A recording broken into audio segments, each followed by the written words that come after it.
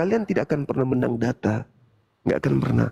Bata yang akan mencekek leher kalian itu. Data dari Bibelmu sendiri akan mencekek leher kalian itu.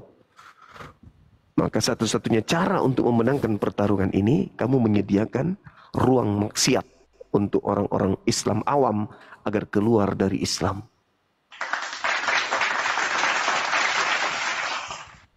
Gak mungkin ada orang masuk Islam, keluar dari Islam, mau menyembah kepada sosok yang kalian sembah dengan modal data. Gak mungkin. Kecuali, nih, tak kasih duit 1 miliar, aku kasih kamu pekerjaan, gaji sekian, tapi kamu dibaptis ya. Nah itu. Tapi kalau, sini, ini aku bacakan dalil supaya kau itu mau dibaptis. Apa itu bang? Hidup kekal itu adalah mereka mengenal engkau satu-satunya Tuhan yang benar dan mengenal Yesus yang engkau utus. Nah kamu harus menyembah Yesus ya, karena Yesus itu adalah utusan. Orang gila aja yang mau dibaptis. Tapi kalau itu ditinggalkan, lalu dia berikan materi, kamu aku kasih kerjaannya, kamu bisa begini-begini, tapi kamu dibaptis ya, itu baru bisa. Itu bisa. Makanya umat Islam hati-hati. Karena hanya pola itu yang bisa mereka gunakan.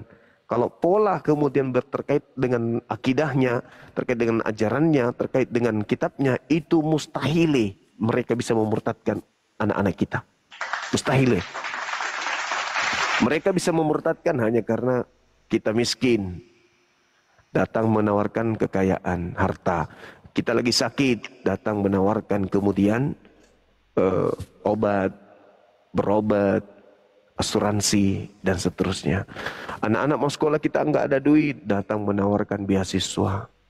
Sudah selesai kuliah, SMA, SMP, dan seterusnya, tidak kerja, dia datang menawarkan pekerjaan.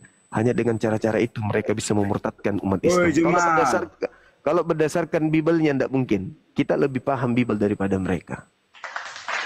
Bagaimana pula kau tahu Bibel, sementara kau motong-motong ayat? Sekarang saya tidak potong ayat. Nomor 17 bab Yohanes 17 nomor 3. Hidup kekal itu, banyak pemirsa sini mendengarkan. Hidup kekal itu menurut Yesus mengenal dia sebagai apa? Bengkok lidahmu kan langsung, bengkok lidahmu langsung kan. Bengkok lidah langsung. Bengkok lidahmu karena kepercayaanmu tidak sesuai dengan ucapan Yesus, beda. Yesusnya mengenal dia sebagai utusan baru bisa hidup kekal. Tapi dalam agamamu menyembah Yesus malah. Kenapa kamu tidak bisa menjual agamamu berdasarkan isi Bibelmu? Karena agamamu, daripada saya menyembah batu, lebih baik menyembah batu. Yesus, bertahu kau. Sekarang saya tanya samamu, apakah Yesus punya batu sakar? Apa tadi kau bilang? Apakah Yesus punya batu sakar? Yesus tidak mempunyai batu kecuali Muslim yang berbatu. Teman-teman, ternyata Tuhan mereka cacat. Tuhannya nggak punya batu sakar katanya. Tuhan kalian yang menjadi batu. Kamu sudah mengakui tadi Tuhanmu nggak punya batu. Sementara dia disunat hari ke-8. Tuhan kalian yang menjadi batu di Mekah. Kisah para Rasul 4. Kisah para Rasul 4 nomor 11. Yesus adalah batu. Yesus adalah batu yang dibuang oleh tukang bangunan. Berarti Yesus batu apa itu? Batu pondasi dong. Dan Anda mengatakan Yesus tidak punya batu. Lalu ketika dia disunat, berarti cuma nonot, nggak ada batu. Sedangkan Kolose 2 nomor 9, seluruh tubuh Yesus itu adalah Tuhan kalian. Kolose 2 nomor 9 loh yang menjelaskan itu. Seluruh tubuh Yesus adalah Tuhannya Kristen. Tubuhnya, biologisnya, rambut sampai kuku itu Tuhannya Kristen. Kolose 2 nomor 9, termasuk bijinya. Yang digantung pada saat digantung di salib sebagai penebus dosa, ikut juga batunya menggantung di atas.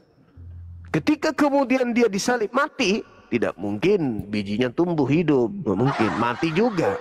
Mati seluruh tubuh Yesus itu ketika dia mati di atas tiang salib. Berarti penebus dosamu termasuk batu. Batu apa? Batu zakar. Jangan kau nangis, itu dalil di agamamu. Yesus itu seluruh tubuhnya, Kolose 2:9 adalah Tuhanmu. Termasuk biji zakarnya dong. Masa pilih-pilih? Jadi batu laseknya Tuhanmu itu juga, Yesus itu juga Tuhanmu. Batu lasek, batu galatung. Berdasarkan dalil loh ya. Saya tidak menghina, saya tidak menghujat. Siapa suruh menuhankan manusia?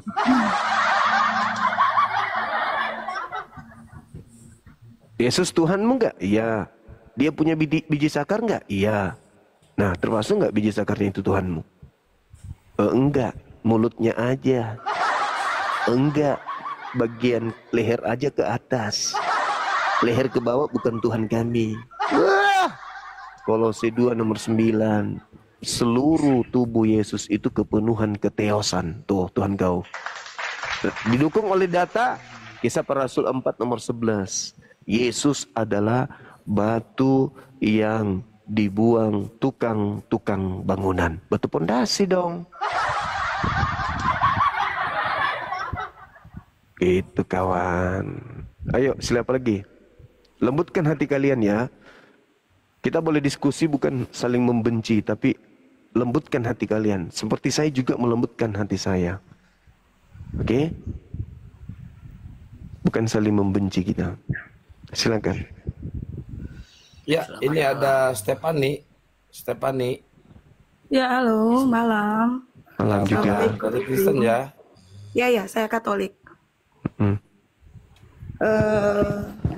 Dari tadi menyimak ya. Kita di sini sharing bukan untuk berdebat bagi saya ya. Karena saya melihat Bang Suma ini, Pak Suma atau Bang Suma ini sangat mempelajari kitab suci kami ya. Kalau saya lihat, saya bukan ahli kitab Bang. Saya tidak juga terlalu hafal ayat ya. Cuman memang kalau kita di sini mau sharing, sepertinya tidak akan nyambung karena di kita orang Kristen, kita itu percaya kepada Allah Tritunggal. Jadi kita percaya Trinitas ya menurut ajaran saya. Kita percaya satu Allah tiga diri. Mungkin akan susah diterima oleh teman-teman kita yang Muslim. Jadi kalau saya saya sedikit lihat. Mbak tarik napas dulu Mbak, biar nggak gemetaran ngomong. Saya lihat, saya juga sebenarnya nggak pernah berdebat atau sharing soal begini ya. Cuma saya agak gregetan juga supaya kita tidak saling menghina lah. Karena di sini kita lebih baik kita bicara sebagai saudara. Karena kan kalau di kitab perjanjian lama kita sebenarnya kita satu bapak ya, Bapak Ibrahim, Bapak Abraham. Kita punya bapak yang sama kalau di sejarah di perjanjian lama. Jadi kita punya perjanjian lama dan kita punya perjanjian baru. Di perjanjian lama tidak pernah bicara Yesus, kecuali ada di kitab Yesaya yang menyatakan bahwa akan lahir seorang juru selamat. Jadi tidak bicara tentang Yesus di sana. Dan kalau kita sebagai saudara tentunya kita punya satu bapak, Bapak Ibrahim, Bapak Abraham di kitab suci kami. Jadi kita punya Ismail ya, kakak dari Ishak sebenarnya. Kakak tua ya, kakak berarti yang dituakan. Sebenarnya kita punya Allah yang sama, kita punya Allah yang kita sembah itu Allah yang sama. Ya jangan sampai kita karena perbedaan kita melihat ada Yesus, ada Muhammad. Ya, udah Mbak narasinya biar ditanggapi dulu sama Bang Juma ya Mbak ya. Okay. Silakan. Tapadol, karena saya Bang Suma minta maaf ya, kita kalau sampai kita sudah menyinggung Isa atau Yesus, sedangkan Al-Quran sendiri percaya bahwa Isa itu anak Maryam yang memang diciptakan oleh Allah gitu.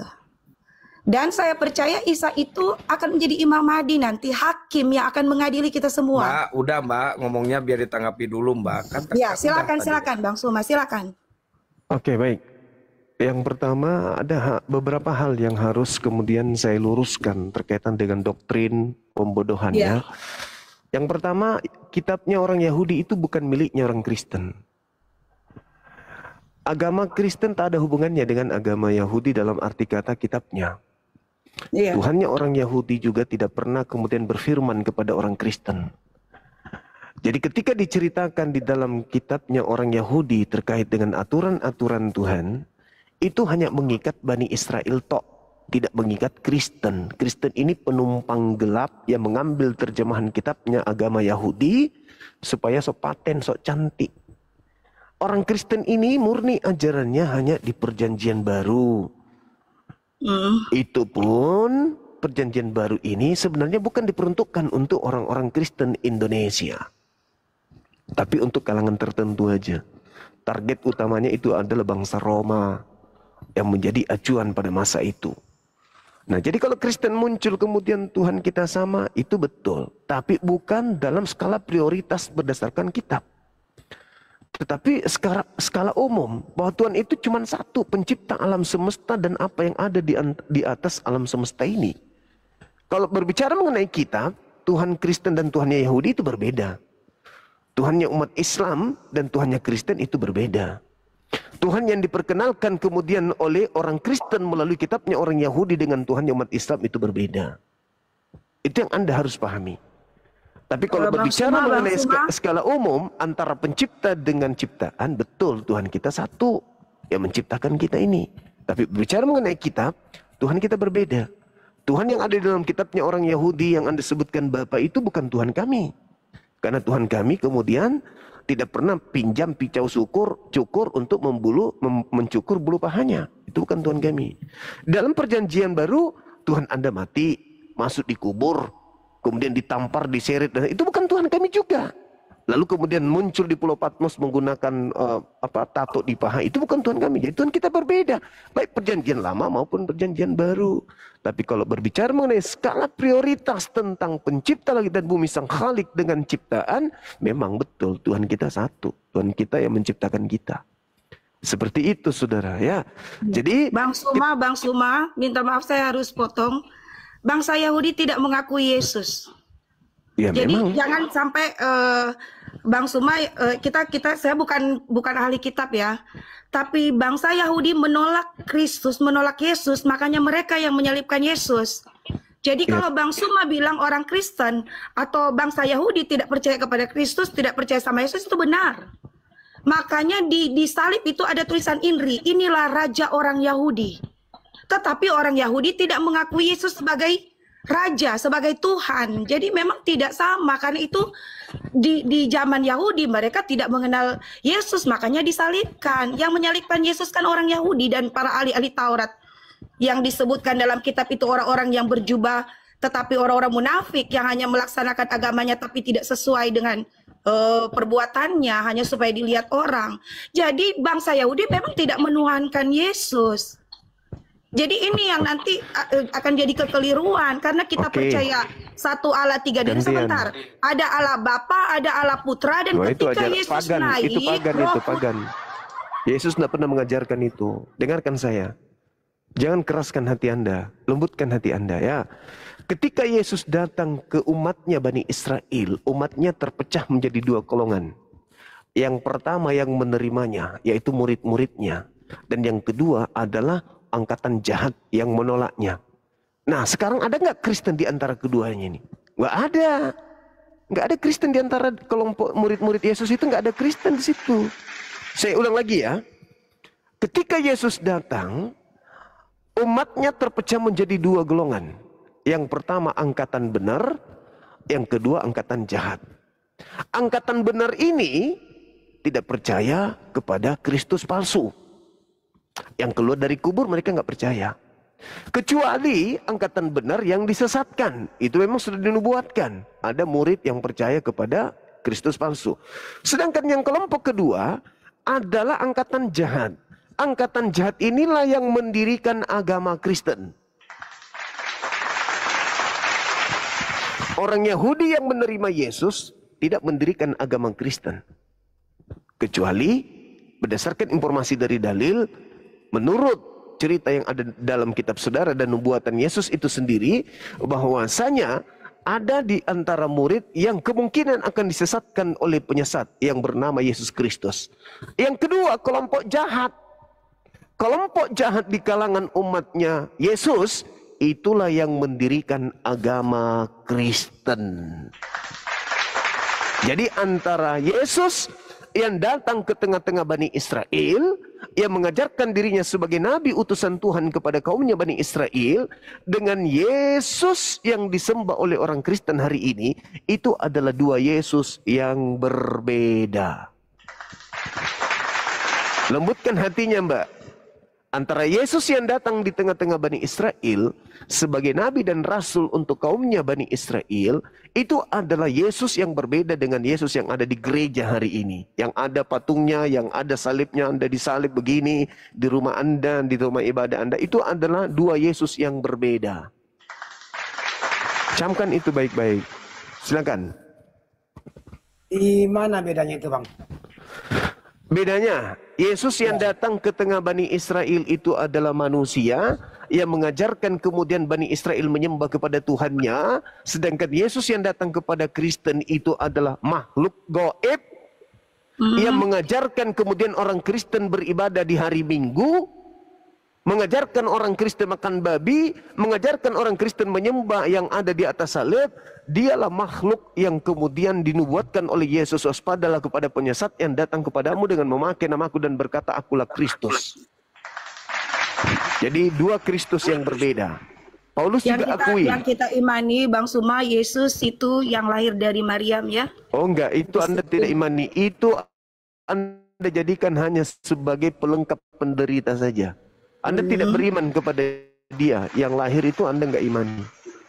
Karena nanti suatu saat ahli-ahli kitab seperti Bang Suma juga nanti akan percaya kepada Isa nanti.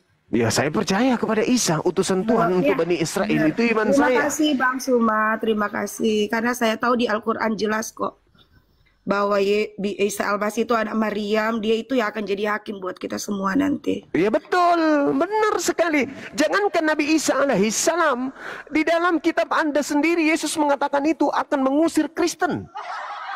Tidak semua orang Kristen yang akan masuk surga. Semua orang Kristen akan diusir. Tidak semua orang Kristen. Saya buktikan boleh. Boleh saya buktikan. Tidak semua orang Kristen yang beriman. Tidak boleh semua orang Kristen yang akan masuk. Saya boleh buktikan kalau semua Kristen akan diusir. Itu kitab Al-Quran itu 4. Saya boleh buktikan kalau semua Kristen itu akan diusir oleh Yesus. Boleh saya buktikan? Boleh? Kalau disingkat saya buktikan nih. Pakai data, Bang ya? Iya, saya pakai data. Oke, saya buktikan? Boleh. Baik. Matius 7 nomor 15 sampai nomor 23. Coba Anda baca nomor 15-nya. Waspadalah kepada nabi-nabi palsu yang datang kepadamu memakai namaku. Yang datang kepada kalian menyamar seperti domba padahal mereka adalah serigala yang buas. Ini ucapan Yesus kepada muridnya yang tadi. Kan dua kelompok tuh. Angkatan jahat, angkatan benar. Kepada angkatan benar, Yesus menasihatkan.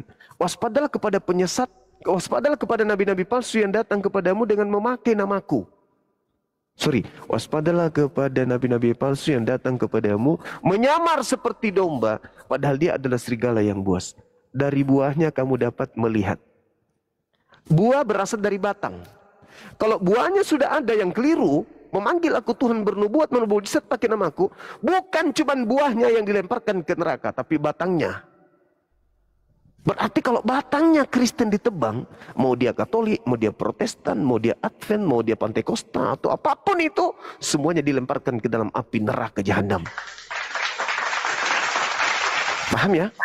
Nabi-nabi palsu itu banyak sekarang, Bang, muncul. Oh, bukan berbicara sekarang. Nabi palsu itu datang kepada murid Yesus. Itu dalil. Waspadalah kepada nabi-nabi palsu yang datang kepada kamu. Kamu siapa? Bani Israel. Inilah kesalahan fatal yang dimiliki oleh orang Kristen. Kegagalan dalam berpikir dan menelaah Bible.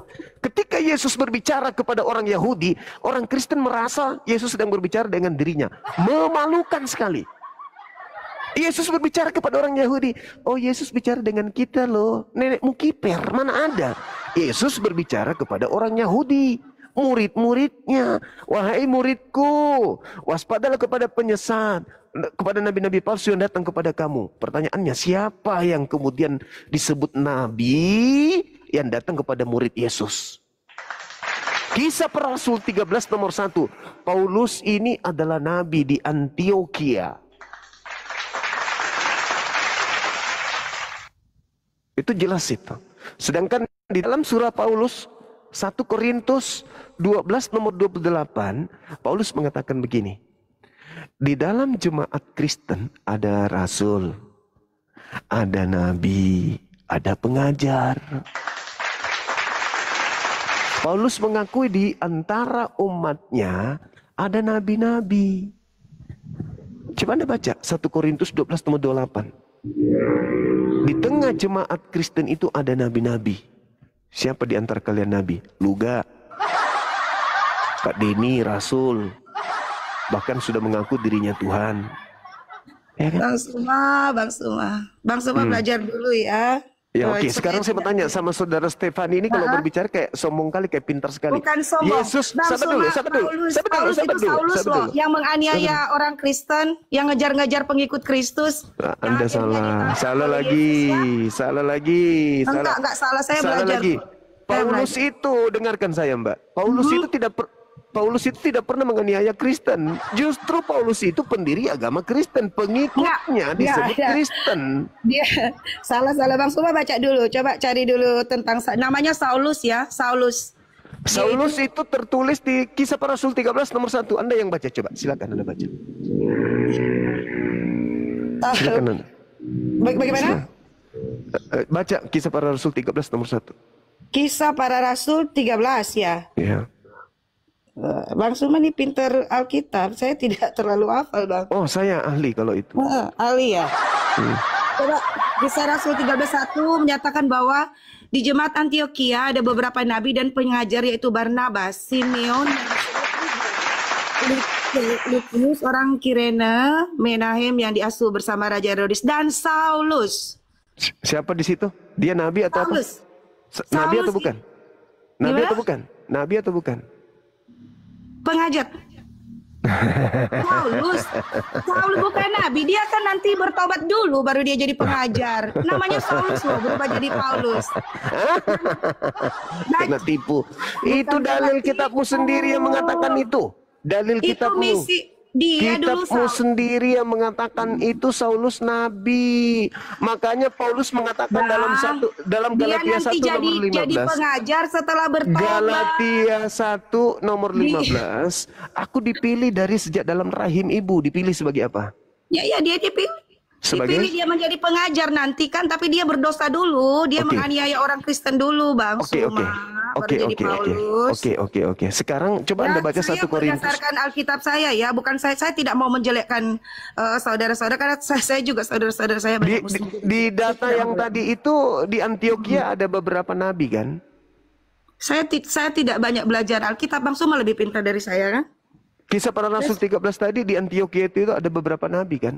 Iya, ada Masuk nggak beberapa di situ nabi. Saulus? Tapi kalau Saulus itu dia nanti menjadi pengajar ketika dia bertobat. Oke, baik. Sekarang Saya kalau dia rasa cuma Bang Suma sudah tahu ceritanya Paulus itu.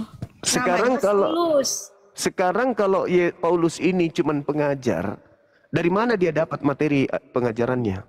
Ayo. Dari Roh Kudus, Bang Suma. Nah, berarti dia Orang nabi. yang bohong pun jadi Roh Berarti Kudus. dia ya. nabi. Jadi Roh Kudus. Berarti dia nabi. Iya, tapi dalam perjalanannya kan dia itu bagus. orang yang bertobat. Anda sudah mengakui dia Orang nabi. yang Oke. bertobat. Oh, tunggu, Anda sudah mengakui dia nabi. Sekarang siapa yang datang kepada murid-murid Yesus? Siapa yang datang? Maksudnya? Yesus kan Paulus. berkata, nah gitu dong. Paulus kan? Paulus. Ya, berarti nabi Paulus. palsunya siapa? Nabi palsu itu orang-orang yang mengaku Kristus hanya dengan mulutnya tapi tidak dengan hatinya. Lah Paulus juga Itu yang mengaku disebut penyesat. Paulus juga mengaku Kristus kok. Ya, tapi dia mengakui Kristus, tapi dia menjadi pengajar. Dia menjadi pengajar untuk Kan- para orang-orang Kristen sesudah. Saudari, dengarkan. Yesus berkata kepada muridnya Bani Israel, waspadalah kepada nabi-nabi palsu yang datang kepada kamu. Paulus, Bang Suma, Anda sudah Nabi-nabi akui palsu itu sebagai adalah nabi. orang-orang yang menyamar Datang- seperti nabi, tetapi sebenarnya orang-orang munafik. Yang datang kepada murid Yesus siapa? Jadi menurut Bang Suma, Paulus itu nabi palsu ya? Anda sendiri yang mengatakan tadi. Pak, saya bukan? tidak mengatakan. Saya tanya, menurut Bang Suma, Paulus itu nabi palsu yang dimaksudkan. Terus nabi palsu yang datang kepada murid Yesus siapa? Kalau bukan Paulus. Jadi kalau menurut Bang Suma dia nabi palsu, bagi kita dia adalah pengajar. Bagi kamu, tapi bagi Iya, murid makanya kan Yesus. saya bilang susah nyambungnya karena Bagi kita murid berbeda, Yesus, Bang Suma. bagi murid Yesus dan bagi Yesus, Paulus itu nabi palsu. Bagi Anda dia adalah nabi asli. Karena Siapa Anda yang bilang dia nabi pengikutnya. palsu? Di situ disebutkan banyak para tokoh dan nabi, nggak disebut. Sekarang begini. Kalau Anda ingin membuktikan secara akurat berdasarkan Bible, kata Yesusnya di Matius 7 itu, dari buahnya kau bisa mengenal mereka. Memanggil aku Tuhan, bernubuat, mengusir setan, bermukjizat. Ini pengikut siapa ini? Yang memakai nama Yesus, pengikut siapa?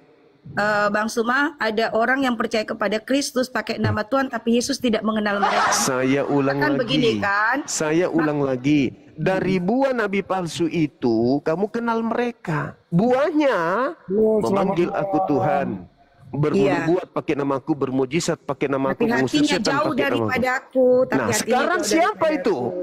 Siapa pengikutnya? Siapa itu?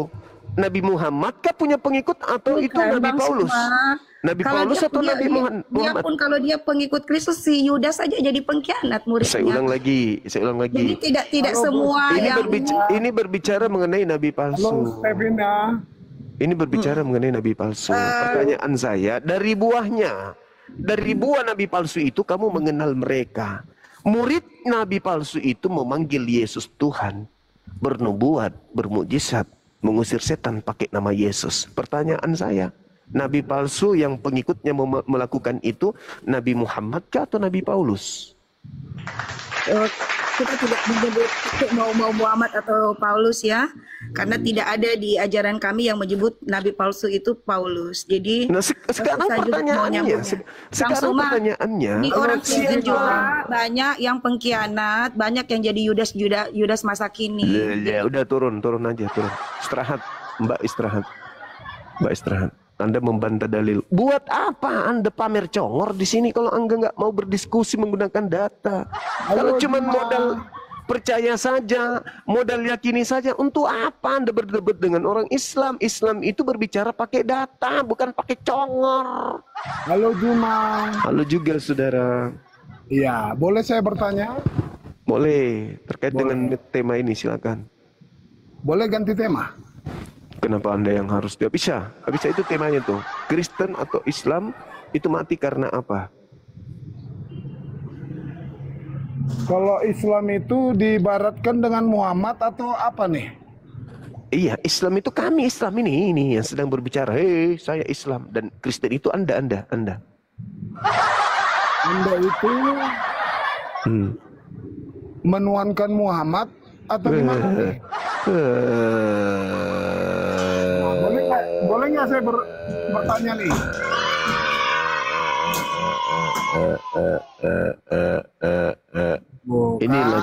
Inilah Kristen. Tengoklah, ada dalil, sudah dikasih dalil tuh, udah dikasih materi, udah dikasih tema, lari kemana-mana. Kristen atau Islam itu mati karena apa? Anda itu jangan menghakimin Kristen terus. Hakimin aja Islam. Ini Islam terus, juga gitu loh, itu Islam tuh temanya Ya. tuh. Kristen, Jangan kau bicarakan Islam, Kristen terus. Kristen, Islam mati karena apa? Itu dua arah itu. Agamamu aja kamu ajarin terus.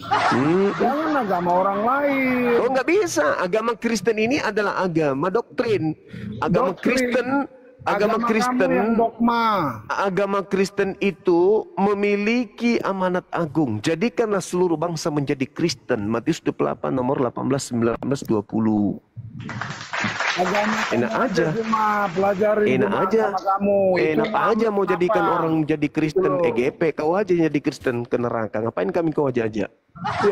Ngapain? Agama kamu aja pelajarin, nggak usah. Ya agama justru orang karena lain. saya belajar agama saya, inilah makanya saya Apa? tampil. Faqatilu Apa awliya kamu syaitan. ajarin agama kamu? Perintah agama kamu saya apa? untuk memerangi setan. Nah, makanya saya perangi kalian. Makanya saya perangi kalian. Karena Al-Quran yang memerintahkan. Faqatilu awliya syaitan. Perangilah saudara-saudaranya setan. Kalian ini saudaranya setan.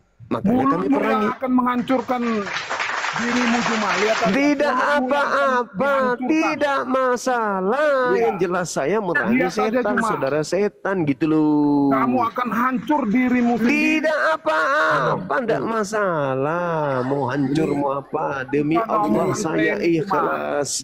Demi agama saya ikhlas. Demi Kau agama hina saya ikhlas gitu loh. Siapa yang menghina agama Tuhan Anda? Anda yang menghina Tuhan Anda.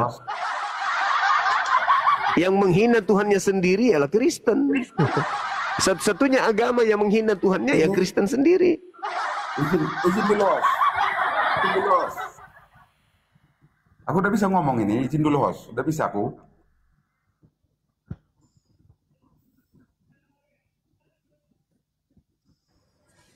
Satu-satunya agama yang menghina Tuhannya hanya agama Kristen. Orang Islam hadir untuk kemudian memuliakan sembahannya Kristen, tapi Kristen tidak mau. Kristen tetap saja mau Tuhannya dihinakan. Itulah kelebihan agama Kristen. Umat Islam datang supaya orang Kristen ini berhenti menghina Tuhannya sendiri. Tapi tidak. Kristen tetap kekeh mempertahankan Tuhan kami harus hina. Jadi kalau abang host kelebihannya apa ini? Kelebihan saya itu saya mengajarkan hidup kekal itu mengenal Yesus sebagai utusan Tuhan, bukan Tuhan. Jadi kekurangan abang tahu nggak? Apa tuh? Kekurangan abang tahu nggak? Aku bilangnya Nggak tahu, pada saat ini. nggak tahu. Pada saat ini kekurangan abang tahu abang. Buka masker abang ngomong. Masya Allah, Jangan kayak barakallahu gitu. fiik. Nggak Masker perlu, abang buka. nggak perlu dengan, Transparan. Itu ngomong sama orang yang di hantu apa gitu. nggak perlu, Buka masker nggak perlu abang. buka masker, Habis itu nggak turun aku ya. nggak perlu buka masker. Ngapain harus ribet Nah dengan itu. masker? Makanya media sosial ini bang. Ini memperkayakan TikTok kita. Jangan kita buka masker abang. Curhat ngomong. Mas abang pun kayak ngomong. Sanksi aku entah ada pula bom bunuh diri di situ nanti. Meledak pula nanti gak tahu pula siapa muka abang tak kayak mana. Emang agama Kristen yang suka ngebom. Buka masker abang. Agama Kristen itu suka Biar ngebom. nampak wajahnya. Kristen masuk ke Nusantara ini dengan membom, bom. Masker abang dibuka. Berapa Kita ton terima. bom yang dihabiskan oleh penjajah Kristen ke Nusantara ini? Udah ya, turun aku ya, turun aku. Turun Udah, aku. Masker ke kau gereja, colok pantat pendeta, habis itu jilat maskermu aja tanganmu. buka dulu, jangan banyak itu. Ribut dengan masker, nggak malu, nggak malu, ribut dengan masker, nggak malu. Jadi teman-teman, secara data sekali lagi, secara data Kristen tidak mungkin bisa menang lawan kita. Jadi cara mereka memurtadkan bukan lagi dengan melakukan pembibelan. Dulu mereka menggunakan istilah penginjilan. Kita jangan pakai itu. Pembibelan, karena Injil itu hanya ada dalam Al-Quran. Nah sekarang mereka nggak akan pernah sanggup. Maka yang mereka lakukan adalah merusak tatanan akidah umat Islam dengan cara apa? Menyiapkan kemudian hal-hal yang bersifat kenikmatan duniawi. Hati-hati. Hati-hati dengan pola-pola mereka. Mereka akan menghantam akidah umat Islam itu sedikit demi sedikit menjauhkan umat Islam dari Al-Quran. Menjauhkan umat Islam dari agama Islam itu sendiri. Cerdik mereka seperti ular jinak merpati mereka ini. Karena memang sudah diperintahkan seperti itu. Maka generasi Islam, khususnya di Indonesia ini, harus berhati-hati. Propaganda yang mereka lakukan itu sangat-sangat luas sekali dan sangat membahayakan akidah. Itu ya. Termasuk ketika mereka datang, ketika ada musibah, ada bencana, itu tempat mereka kemudian untuk melancarkan aksi-aksi pemurtadan, membuat lapangan pekerjaan dan seterusnya. Lalu di situ generasi Islam dimasukkan ke dalamnya, diajarkan mereka untuk melakukan satu kegiatan-kegiatan yang menjauhkan mereka dari sholat, menjauhkan mereka dari Al-Quran, menjauhkan mereka dari Islam. Lama-lama murtad. Hati-hati. Karena kalau berdebat seperti ini, coba lihat dari tadi, ada nggak yang bisa menang menghadapi kita? Berdasarkan data nggak ada. Mereka cuma modal congor, ribut dengan masker dan seterusnya. Tapi kalau berdasarkan data isi kitab, Mereka nggak mampu, nggak sanggup. Karena Bible nggak bisa membela mereka. Ada.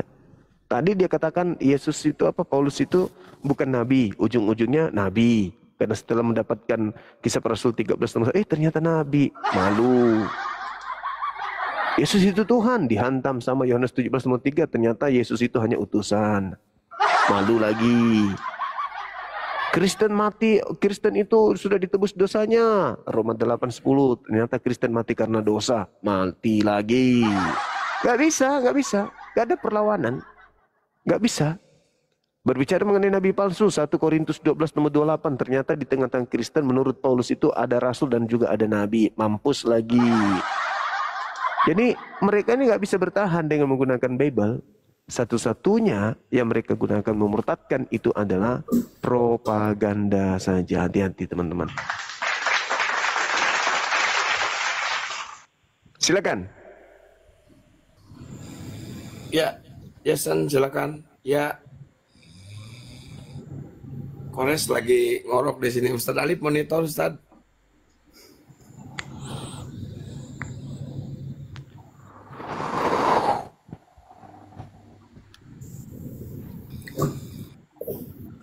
Halo, selamat malam.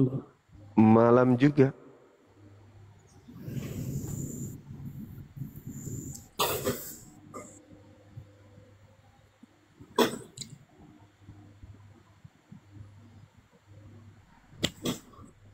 Jadi kita apologet Islam ini ya babat mereka menggunakan Bible. Mereka boleh memberikan fasilitas-fasilitas yang menjauhkan generasi Islam dari Islam. Tapi kita harus gencar juga untuk menyiarkan bahwa Kristen di dalam berdialog menggunakan Bible-nya, Kristen tak berdaya sama sekali. Karena Bible tidak mampu membantu mereka untuk menguatkan agama mereka. Bible justru menghancurkan sendi-sendi keagamaan mereka sendiri. Seperti itu teman-teman sekalian. Silakan saudara Kristen, mari kita dialog.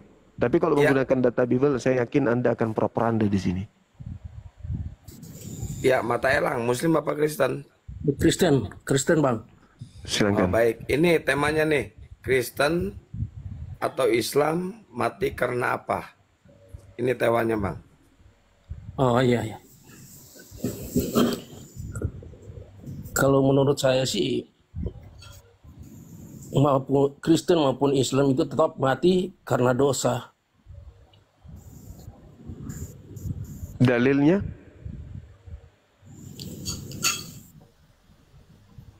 Itu menurut pendapat saya sendiri. Oh, pendapat sendiri. Ini terbantah lagi dengan Bible Anda. Anda dibantah dengan Bible. Bible mengatakan bahwasanya Kristen mati karena dosa. Nggak ada Bible Anda bercerita tentang Islam. Islam juga mati karena dosa. Mana dalilnya? Lalu Islam mati karena apa? Islam mati karena kullu dha'iqatum maut. Manusia itu, seluruh makhluk itu mati karena sudah sampai ajalnya.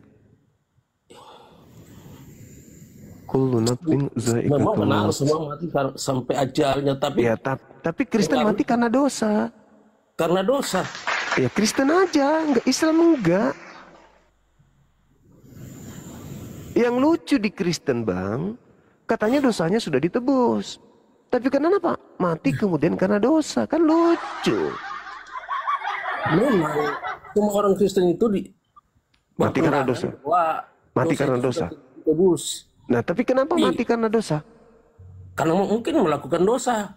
Lah, berarti Kristen kalau tidak mati, kalau dia tidak berdosa tidak mati. Jelas. Nah, terus kenapa Kristen bermatian? Karena mati karena dosa.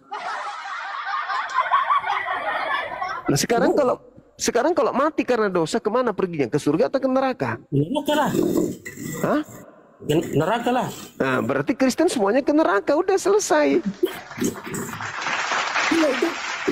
Ayat itu tidak menunjukkan bahwa orang Kristen itu harus mati karena dosa. Dalilnya jelas, jika Kristus ada di dalam kamu. tubuh memang mati karena Tubuh dosa. memang mati karena dosa, tapi Nah, Allah yang menyelamatkan. kalau begitu lebih baik Kristus tidak ada di dalam kamu supaya kamu tidak mati dalam dosa. Justru bila Kristus ada di dalam kita, maka kita dibenarkan. Maka Loh, kita kok dibenarkan tidak akan pula? mati dalam dosa. Di situ tertulis apa? Mati karena apa?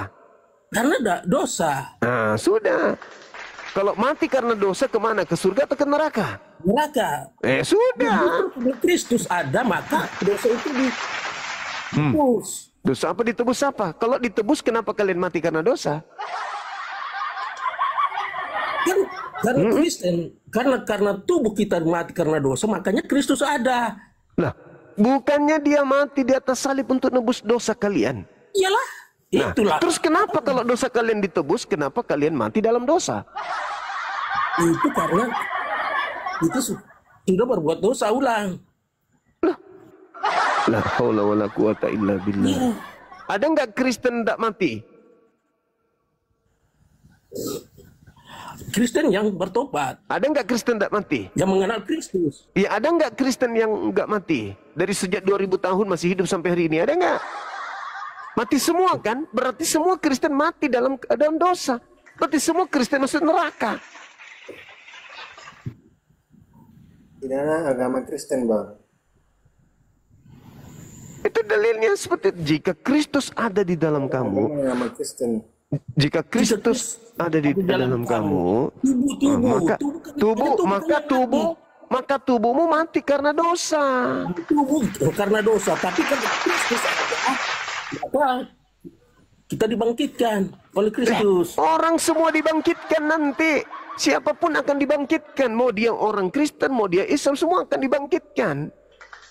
Makanya kalau bukan Kristus. Kata siapa? Kata siapa? Coba Anda baca nomor 11-nya. Yesus itu dibangkitkan oleh roh yang sama juga membangkitkan manusia-manusia yang lain. Tapi itu enggak